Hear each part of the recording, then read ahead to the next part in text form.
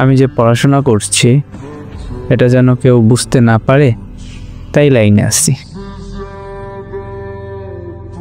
আচ্ছা, তো আমি একটু কথা বলতে চাই। হ্যাঁ বলো, তুমি করেই বললাম, তুমিও তাই বলিও।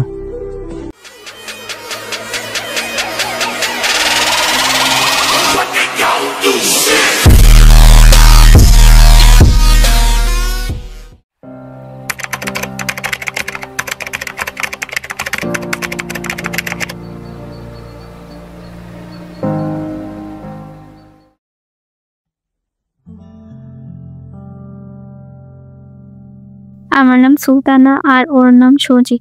আমাদের প্রথম দেখা হয় একটা প্রোগ্রামে, আর ওকে প্রথম দেখাতেই আমার ভালো লাগে, বাট তাকে বলতে পারি নাই। তারপর অনেক খোঁজাখুঁজির পর তার আইডিটা পাই, তারপর তাকে মেসেজ দিই। আসসালামু আলাইকুম। ওয়ালাইকুম আসসালাম। কি করেন? বসে আছি। আপনার বাসা কই? ইন্ডিয়া। আপনি কেমন আছেন? ভালো, তুমি? ভালো।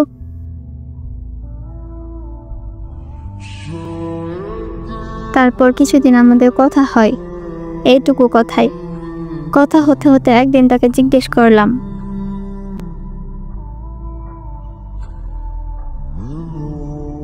আপনার কি গার্লফ্রেন্ড আছে? না, কেন? তাহলে তো আপনি সিঙ্গেল। হ্যাঁ, কিন্তু কেন? না, এমনি। আচ্ছা, আপনার নামটা যেন কি? সজীব। আপনার নাম কি? সুলতানা। আচ্ছা, পরে কথা হবে, বাই।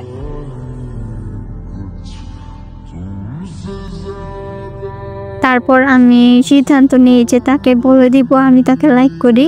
আমি তাকে প্রপোজ করলে সেও অ্যাকসেপ্ট করে নাই। আসসালামু আলাইকুম। ওয়ালাইকুম আসসালাম। কি করেন? পড়ছি। পড়তেছেন তো ফোনে কি করেন? আমি যে পড়াশোনা করছি এটা যেন কেউ বুঝতে না পারে, তাই লাইনে আসি। আচ্ছা, তো আমি একটু কথা বলতে চাই। হ্যাঁ বলো, তুমি করেই বললাম, তুমিও তাই বলিও।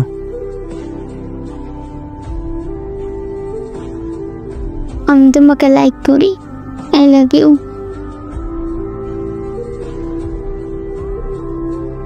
আমিও তোমাকে লাইক করি।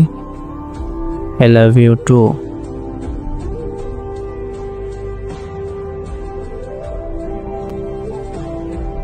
এই আমাদের রিলেশনটা খুব ভালোই কাটছিল। দুষ্টু মিষ্টি ঝগড়া ভালোবাসা দিয়ে আমাদের একটা ফ্রেন্ডকে বলি, সেও বলে তুই ওর উপর একটা প্র্যাঙ্ক কর, ওই তোকে সত্যি সত্যি ভালোবাসে কিনা দেখ। রিলেশনের 2 মাস পর আমি তার উপর একটা প্র্যাঙ্ক করি যে আমার বিয়ে, তুমি কিছু একটা করো।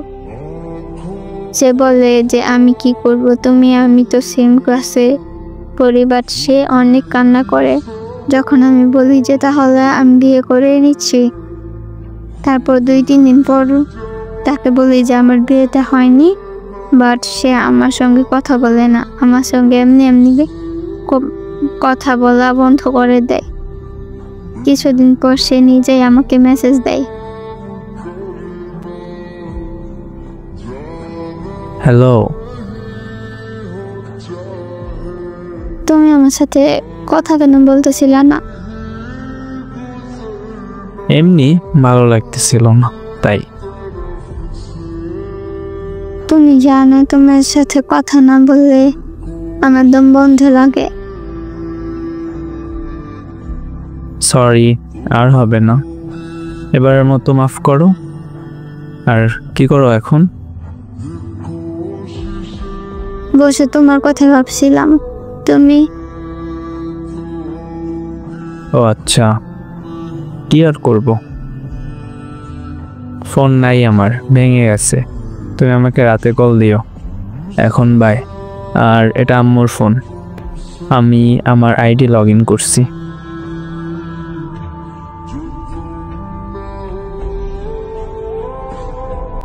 তারপর আমি রাত্রে কল দিই। আমাদের অনেক কথা হয়। এভাবে আমাদের খুব ভালোই দিনগুলো কাটছিল।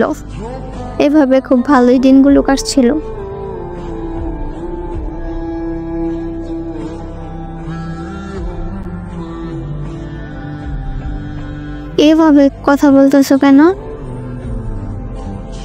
তো কিভাবে বলবো? তোমার কি হয়েছে?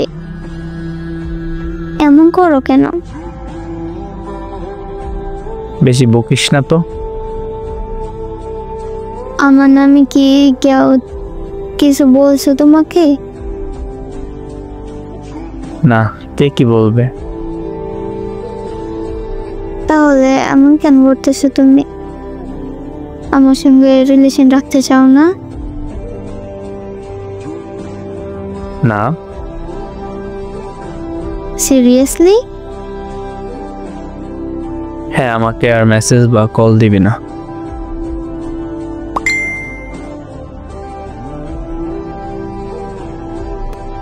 তারপর সে আমাকে ব্লক করে দেয়।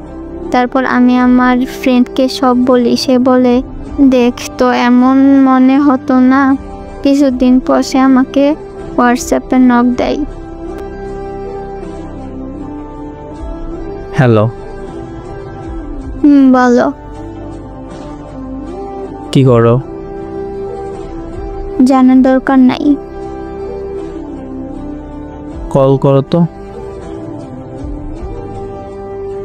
ঠিক আছে, করছি। আচ্ছা ঠিক আছে।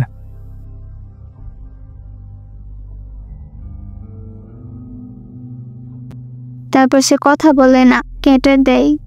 দিয়ে আমি মেসেজ দেই।